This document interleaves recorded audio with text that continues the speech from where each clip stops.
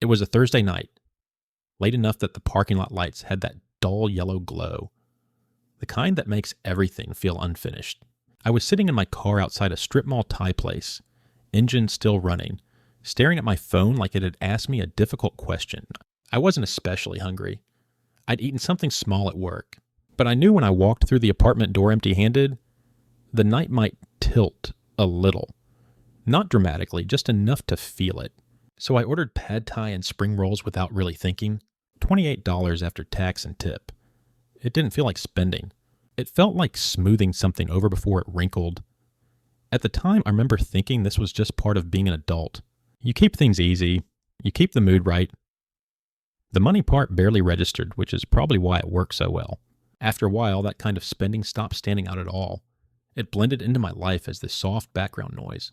Extra drinks when friends didn't seem ready to leave yet. Another round because the conversation was still warm, and I didn't want to be the reason it cooled off. I almost never looked at the menu prices in those moments. I wasn't ordering based on want. I was ordering based on vibe. And in my head, that didn't count as real spending. That was just being social. I told myself it was better than sitting there feeling weird. Better than checking the time too, obviously. Better than that little pause where everyone realizes the night might be ending. I didn't feel reckless doing it. I felt cooperative, easy to be around. Looking back, that's the strange part. I thought I was choosing comfort. I just didn't realize whose comfort I was paying for yet. Group dinners were where this really settled in for me. Not the fancy ones, just normal places. Burgers, tacos, something loud enough that no one lingered too long over the check. We'd always split it evenly. That was the rule, even if no one said it out loud. Sometimes I ordered less. Sometimes I skipped a drink. It didn't matter. The bill came, someone did quick math, and my card went in with everyone else's. I remember telling myself it all balances out eventually. That being generous now means it'll come back around later. But later never really arrived. What did show up was this low-grade feeling I couldn't name at the time. Not anger, not regret. Just a quiet sense that I was paying extra to avoid being precise. And precision in those moments felt like a threat to the mood. Delivery apps made this even easier. Nights when no one could decide, and somehow that indecision turned into my thumb moving on its own. A $12 meal would end up at $26 after fees, tips, and whatever mystery charge I didn't bother reading. At the time, that felt fine, because what I was really buying wasn't food, it was agreement, it was speed. It was the relief of no one sighing or suggesting something else. I did that maybe 3 times a week without thinking much about it. When I finally added it up out loud, it landed heavier than I expected. 3 times a week turns into over $3,000 a year, not on restaurants, on not having to talk it through. That was the part that made me sit back a little. There were a lot of moments where I realized I was spending just to avoid becoming that guy. The one who suggests staying in. The one who hesitates when the plan shifts to something more expensive. I didn't want to be the person who made things feel smaller, so I'd say yes, even when my stomach tightened a bit. I told myself it was no big deal, that I could afford it, that I didn't want to overthink everything. But there was something else underneath that logic. A quiet fear of being seen as cheap, or difficult, or out of sync with the room. I wasn't trying to impress anyone. I was trying not to disrupt anything. And somehow, that felt worth paying for at the time. The upgrades were subtler. Nicer wine instead of the house option. Better seats because everyone else seemed excited about them. Faster shipping because waiting felt like unnecessary friction. Each one was only a few extra dollars. 5 here, 10 there. I remember telling myself, this wasn't lifestyle inflation. This was convenience. This was keeping things smooth. But when I started stacking those little upgrades together in my head, month after month, they formed something heavier. I wasn't upgrading my life in any lasting way. I was upgrading the moment. And the moment never stayed upgraded for long. Birthdays were another quiet pressure point. Not big milestone ones. Just the casual ones that somehow still came with expectations. A group dinner, a shared gift, a few extra rounds because it felt wrong to celebrate halfway. I didn't question it. I told myself this was what showing up looked like. That money was part of the gesture, but over time, those gestures stacked up into something heavier than I expected. I couldn't always remember what we were celebrating a few months later. The dinners blurred together. The gifts faded into the background. What stuck with me was how automatic my card felt in my hand. Like refusing to spend would have meant refusing the moment itself. And that idea sat uncomfortably with me even then.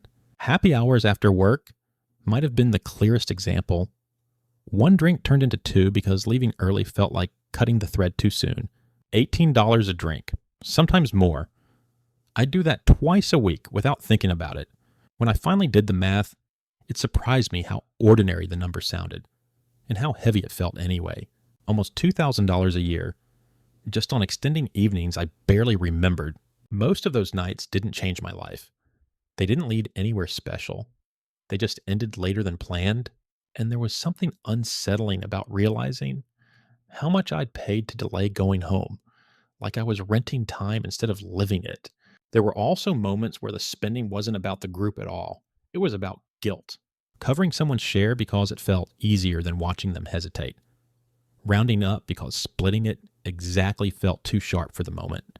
Saying I've got it when I very clearly didn't, at least not comfortably.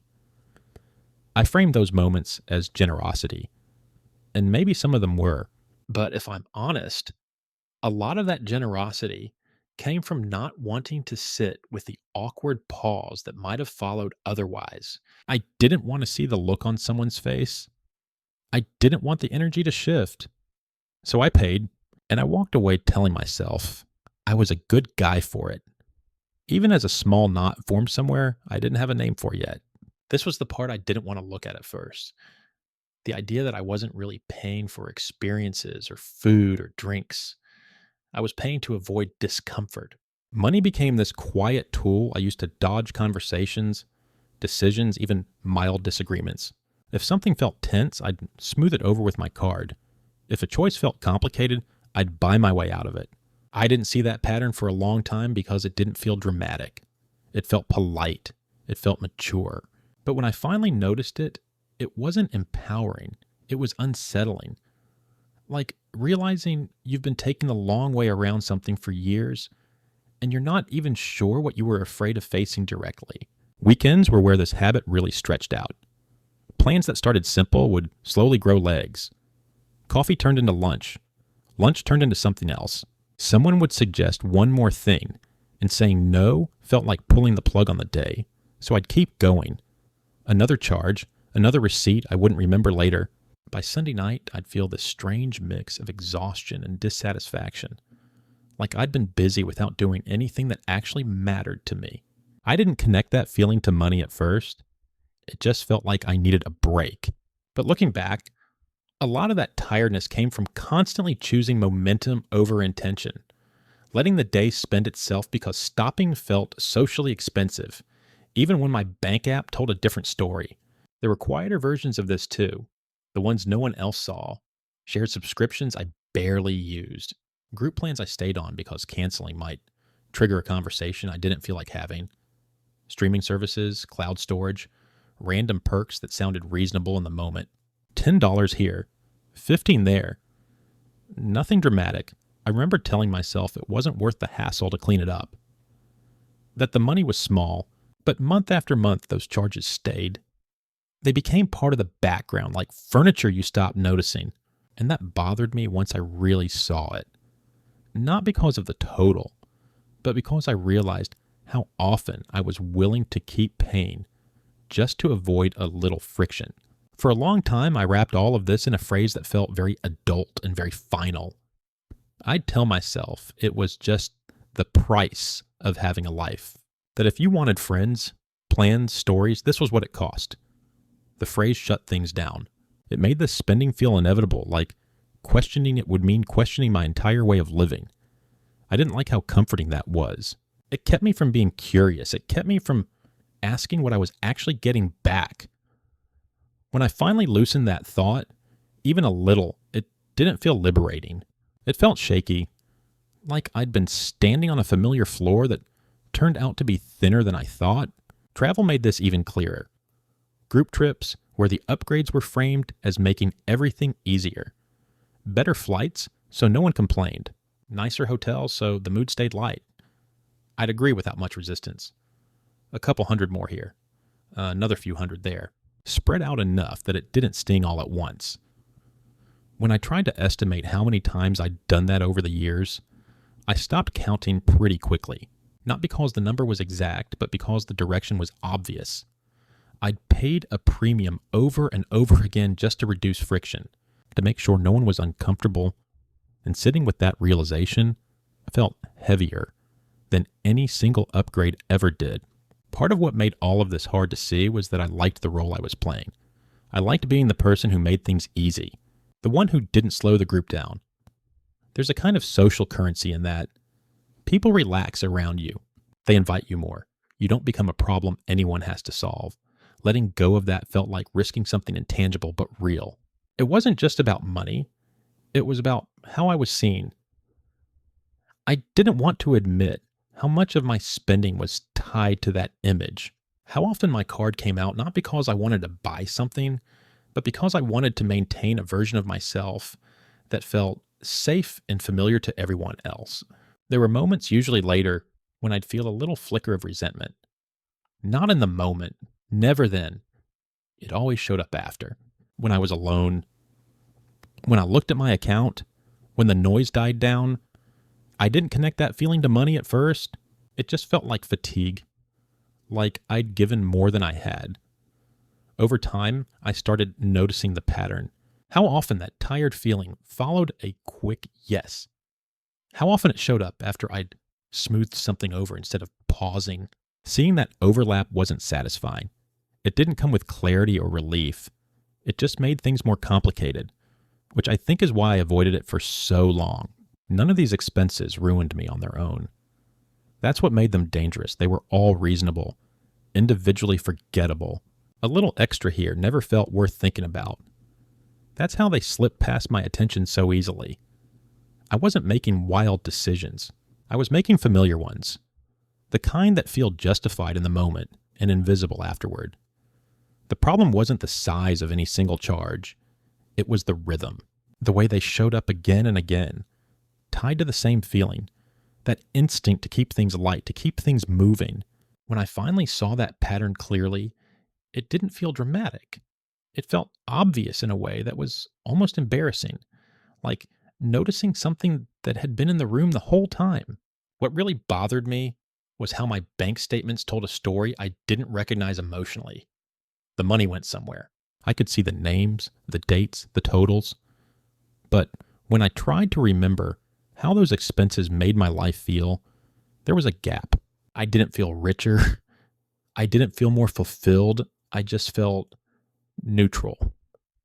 Maybe a little tired. That disconnect stuck with me. The idea that so much money could leave my account without leaving much of a trace in my memory. It made me wonder how often I was trading something real and lasting for a moment that disappeared as soon as it did its job.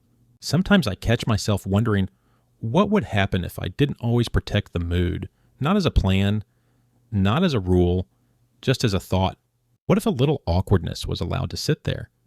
What if the room didn't always stay smooth? That idea still makes me uneasy. And it's interesting that it's not the financial risk that worries me. It's the social one. The possibility of being the pause, the shift, the person who doesn't immediately reach for their wallet to keep everything moving along. I don't know exactly what that would change. I just know the question itself feels heavier than I expected. Lately, it shows up in small moments, standing in line, waiting for the total, card in my hand. There's a pause now that didn't used to be there. Not a decision, just awareness. I notice the feeling that comes up right before I pay. That urge to keep things easy, to keep things pleasant, to make the moment go away smoothly. I don't always do anything different. Most of the time, I still swipe. But that pause stays with me, like a quiet weight. Not heavy enough to force a change, just heavy enough to be felt. And for now, that's where it sits.